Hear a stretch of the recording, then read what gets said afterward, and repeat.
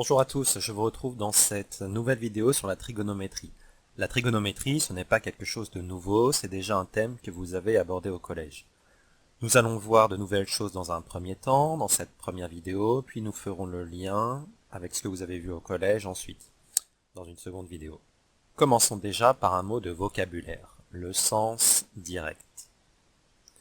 Si je prends un cercle, j'ai deux manières de tourner sur ce cercle.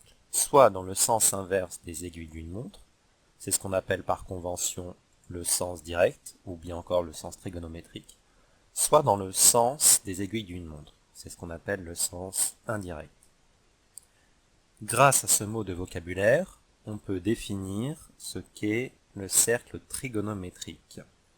Donc le cercle trigonométrique, c'est un cercle de rayon 1 muni d'un sens de parcours positif dans le repère OIJ.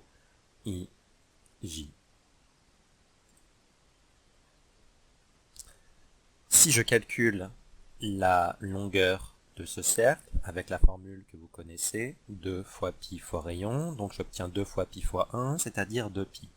Donc si je pars d'ici et que je fais un tour complet, j'obtiens 2pi. Donc, mon demi-cercle mesure pi.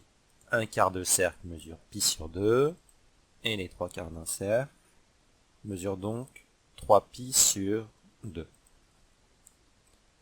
Ok, donc finalement, à chaque point de ce cercle, on peut associer un nombre réel. C'est ce que je vais essayer de vous montrer ici, en enroulant la droite numérique autour du cercle trigonométrique.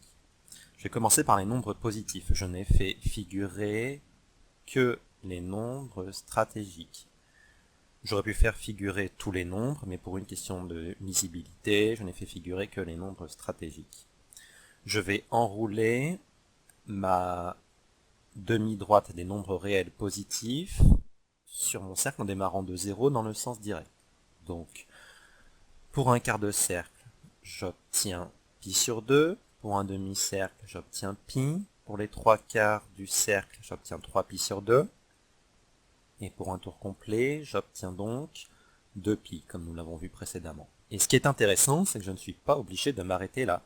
J'ai une infinité de nombres réels positifs. Donc je peux continuer.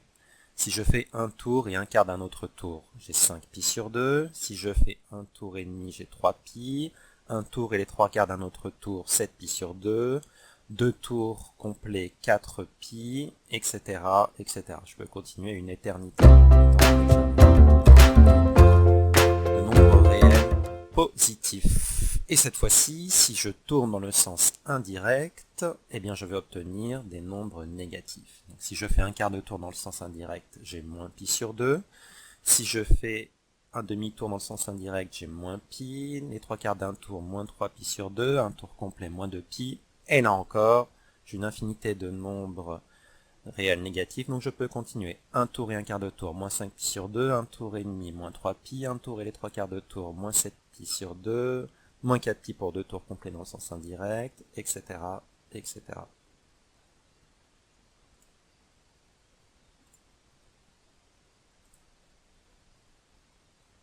Voilà pour cette première vidéo sur la trigonométrie. Nous verrons le reste dans une seconde vidéo.